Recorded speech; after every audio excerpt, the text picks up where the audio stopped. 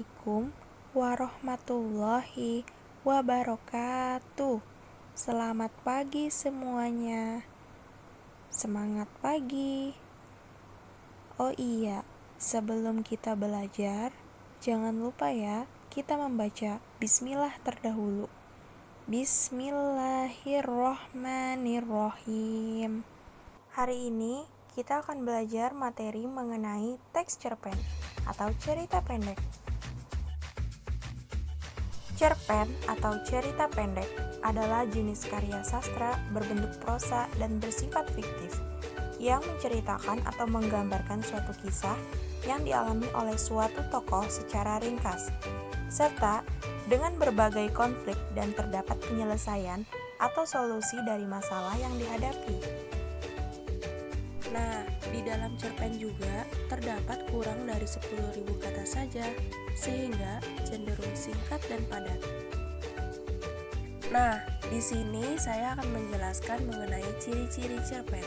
Saya akan menjelaskan hanya 3 ya. Yang pertama, bersifat fiktif.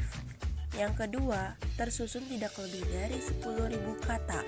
Yang ketiga itu dapat dibaca dengan sekali duduk. Maksudnya, dalam jangka waktu singkat, pembacaan ceritanya bisa langsung diselesaikan. Yang selanjutnya, saya akan menjelaskan mengenai struktur cerpen. Yang pertama ada abstrak, yaitu ringkasan atau inti dari cerpen. Yang kedua, orientasi, yaitu hal-hal yang berhubungan dengan waktu, suasana, dan tempat. Yang ketiga, ada komplikasi, yaitu urutan berbagai kejadian yang dihubungkan berdasarkan sebab akibat. Yang keempat, ada evaluasi, yaitu struktur konflik yang mengarah pada klimaks. Yang kelima, ada resolusi, yaitu si pembuat cerpen ini akan menjelaskan solusi atau penyelesaian atas masalah. Yang terakhir, ada koda, yaitu nilai moral atau pelajaran yang bisa didapatkan oleh pembaca cerpen. Yang selanjutnya, saya akan menjelaskan unsur-unsur cerpen. Unsur-unsur cerpen terbagi menjadi 2, yaitu unsur ekstrinsik dan intrinsik. Di sini saya akan menjelaskan unsur intrinsik yang ada di dalam suatu cerpen. Yang pertama ada tema, yaitu gagasan utama di dalam suatu cerpen. Yang kedua alur, yaitu jalan cerita di dalam cerpen. Yang ketiga ada latar atau setting, yaitu berhubungan dengan tempat, waktu, dan suasana. Yang keempat ada tokoh, yaitu pelaku di dalam cerpen. Yang kelima ada watak, yaitu karakter atau sifat tokoh di dalam cerpen.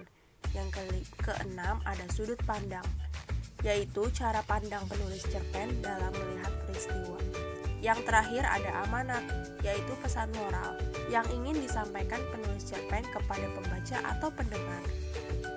Selanjutnya, saya akan menjelaskan unsur-unsur ekstrinsik di dalam suatu cerpen. Yang pertama ada latar belakang masyarakat, yaitu hal-hal yang mempengaruhi alur cerita dalam cerpen. Yang kedua, latar belakang pengarang, yaitu hal-hal yang berhubungan dengan pemahaman dan motivasi penulis cerpen. Yang ketiga, ada nilai yang terkandung dalam cerpen, yaitu nilai-nilai yang terdapat di dalam suatu cerpen, yaitu nilai agama, sosial, budaya, dan moral. Selanjutnya, yang terakhir, saya akan menjelaskan fungsi-fungsi dalam suatu cerpen. Yang pertama ada fungsi rekreatif, yaitu fungsi cerpen yang dapat membuat pembaca merasa senang dan gembira. Yang kedua ada fungsi didaktif, yaitu fungsi cerpen yang dapat mendidik dan mengarahkan pembaca melalui nilai-nilai kebenaran. Yang ketiga ada fungsi estetis, yang artinya fungsi cerpen memberikan keindahan kepada pembacanya. Yang keempat ada fungsi moralitas, yaitu fungsi cerpen yang memberikan nilai-nilai moral sehingga pembaca mengerti yang baik dan tidak baik untuk dirinya. Yang terakhir ada fungsi religiusitas, yaitu fungsi cerpen yang mengandung ajaran agama. Nah, cukup sekian pembahasan dari saya mengenai teks cerpen. Semoga bermanfaat untuk kalian semua. Cukup sekian, terima kasih. Kurang lebihnya mohon maaf. Wabillahi taufiq wal hidayah. Wassalamualaikum warahmatullahi wabarakatuh. Jangan lupa like, comment, and subscribe video aku.